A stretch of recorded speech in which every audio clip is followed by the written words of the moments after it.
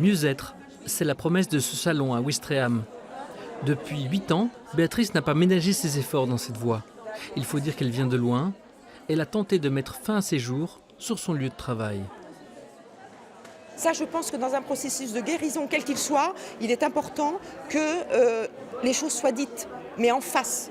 Pas juste comme ça en baissant la tête et tout. Moi, ça, je suis désolée, mais j'espère que dans les 2 mois de procès qui s'annoncent, il va avoir des paroles qui apaiseront un petit peu.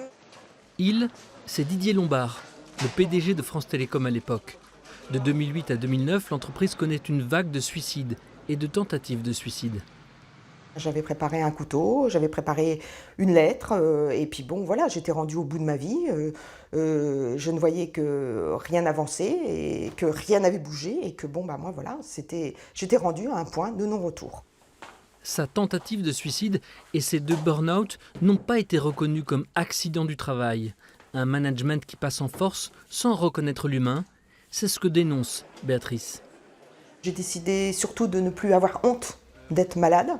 Ça, c'est un point très important. On m'a fait comprendre que ce n'est pas à toi d'avoir honte, c'est à l'entreprise, à tes employeurs d'avoir honte de tout ce qu'ils t'ont fait et à tous tes collègues. À 56 ans, Béatrice prend le chemin du tribunal avec l'espoir un peu fou de faire avancer la prise de conscience. C'est de dire plus jamais ça. Je ne veux plus qu'on vive dans la terreur d'aller au travail. Et quand je vois ce qui se passe actuellement chez les policiers, les agriculteurs qui se suicident, je me dis, mais c'est quand même impensable que 10 ans après, rien n'a changé dans le monde du travail. Le burn-out doit avoir une reconnaissance. Le procès de l'ex-PDG de France Télécom doit durer jusqu'au 2 juillet. Béatrice sera à Paris pour le suivre. Elle attend une reconnaissance de sa souffrance au travail pour pouvoir enfin tourner la page.